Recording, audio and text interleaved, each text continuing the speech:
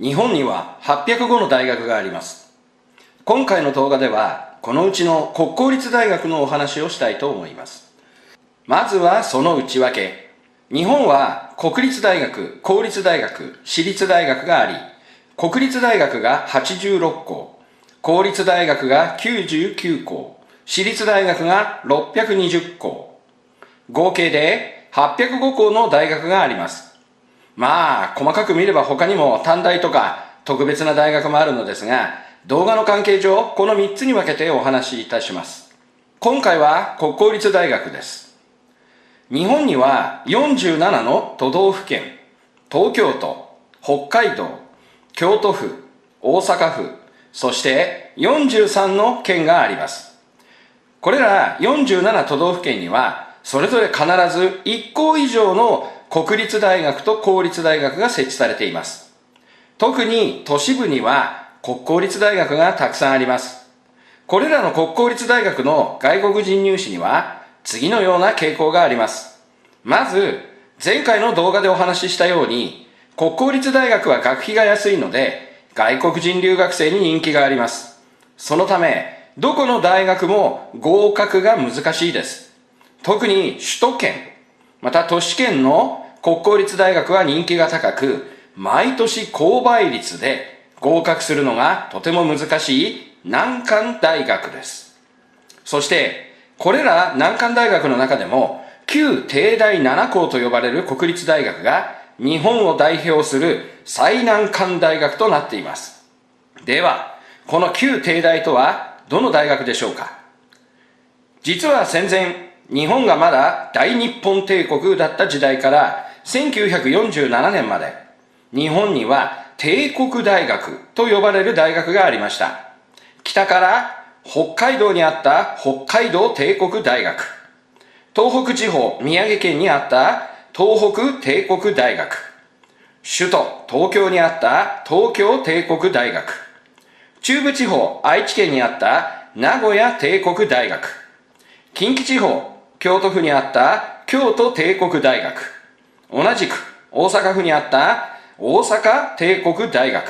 そして九州地方福岡県にあった九州帝国大学。日本国内にはこれら7つの帝国大学がありました。それが戦争が終わって1947年に名称が変わり、現在のような名前になったのです。これらの大学は日本を代表する歴史と伝統がある国立大学で、就職活動での評価も非常に高く、日本人が入学するのも非常に難しい大学です。もし、この大学のどこかに皆さんが合格したら、周りの日本人に報告してみましょう。知識のある日本人なら、とてもびっくりして、皆さんのことを神様のように扱ってくれることでしょう。では、これら旧帝大7校の外国人入試は、どのように難しいのでしょうか？まず、日本留学試験は指定された基礎学力科目まで受験する必要があります。で、これはどこの国公立大学も同じなのですが、特に旧帝大では一部を除き、日本留学試験の成績が高くなければ、受験どころか出願すらできない出願制限が設けられています。次に、これも、他の国公立大学と同じですが、6月の留学試験で出願しなければならない学部もあります。そのため、準備期間が短くなってしまうところもあります。さらに、これまた他の国公立大学と同じですが、英語の外部試験の成績が必要になってきます。とここまで今繰り返し言った通り、他の国公立大学とほぼ同じなのですが、要は最難関大学である旧帝大7校は、さらに成績も最高クラスが必要だということです。そして、中でも東京大学は受験生に高校卒業5年以内という年齢制限を設けています。また、東京大学は推薦状も求めてきますので、まず出願の段階で非常に高いハードルが用意されています。日本人の入試で最も難しい大学が東京大学で、それにふさわしい難易度と言えるでしょう。しかし、実は外国人入試で最も難しいのは東京大学ではありません。私個人の考えとしては、京都大学なのです。実はこの京都大学で私費外国人留学生特別選抜を行うのは、理系の工学部と薬学部だけです。また、法学部と経済学部では、日本以外の国の学校を卒業した人のための特別選抜を実施しており、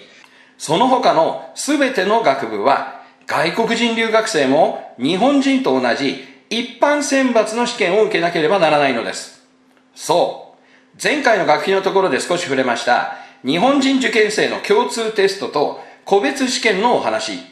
これを外国人留学生も受験しなければならないのです。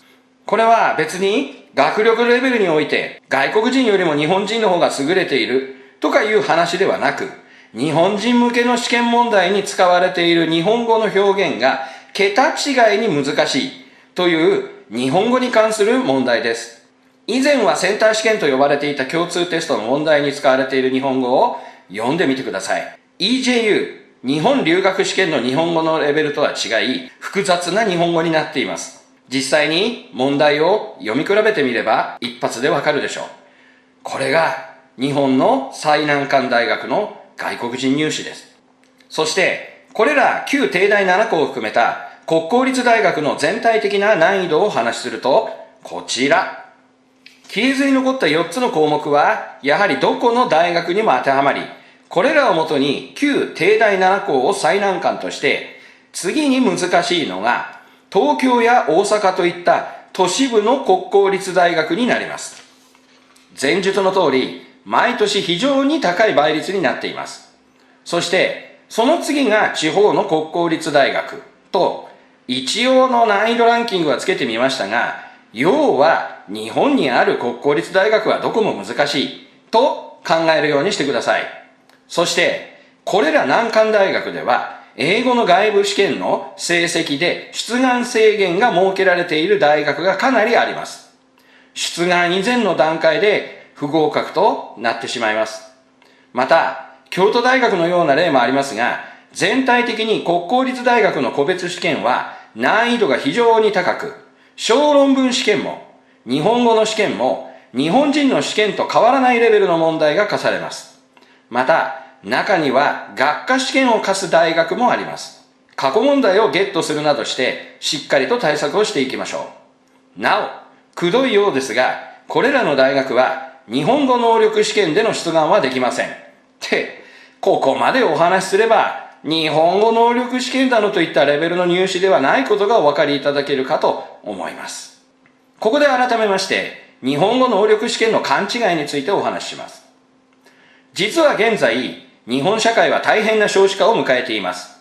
そのおかげで、大学でも専門学校でも人気のないところは日本人学生が集まらず、経営が苦しくなっています。そこで、それらの大学専門学校は外国人留学生を集めようと積極的に学生募集の営業を行っています。法務省国事庫、いわゆる日本語学校に学生募集の営業を行い、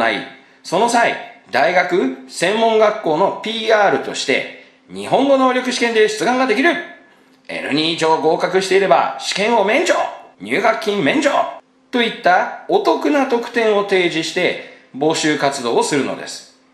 その印象が強く残ってしまい、進学指導について不勉強な先生や何も知らない外国人留学生が日本語能力試験に合格すれば大学へ行けると勘違いしてしまいます。これは営業に来る大学や専門学校の印象が強くて誤解してしまった勘違いなのです。毎年出願直前まで志望校について調べず、出願直前に日本語能力試験では出願できないことを知り、将来が変わってしまう留学生が大勢います。将来を間違えないように志望校について必ず早い段階で調べるようにしましょう。とりあえず国公立大学では日本語能力試験は通用しません。さて、お話を戻します。これまで述べてきたことを踏まえて、国公立大学の入試対策は、まず、1年目から力を入れてほしいこととして、日本語教育の参照枠、セファール B2 以上の日本語コミュニケーション能力を身につけましょう。これは、セファールの B2 以上の検定試験に合格するということではありません。実際に日本人と日本語でコミュニケーションが取れる能力のことを指しています。母国で日本語を学習するならまだしも、日本に来て日本語学校で日本語を学んでいる留学生なら、まずは日本語でコミュニケーションが取れるようになるのが最優先です。次に、早い段階で確認して準備してほしいのが推薦状です。先ほど東京大学のお話もしましたが、国公立大学の場合、日本人の推薦型選抜のように推薦状が必要になるところがあります。日本人受験生なら学校の先生がすぐに用意してくれますが、外国人留学生の場合、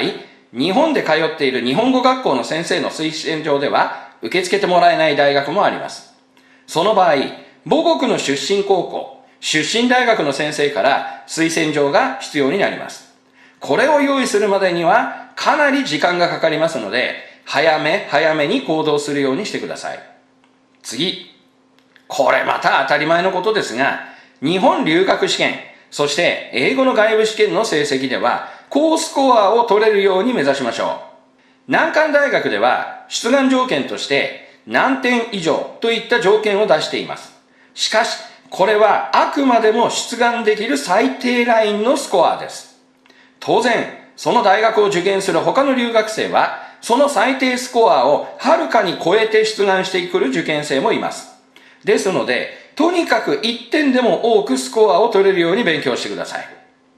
また、個別試験対策は、日本人向けの参考書や問題集を使うようにしましょう。繰り返し言っていますが、国公立大学は非常に人気が高く留学生募集に苦労していません。学生が欲しくてお得な条件を提示する大学や、日本語さえできれば合格できるような大学ではないのです。当然、そこで出題される試験問題も、日本人受験生が苦労しているような難しい問題が出題されます。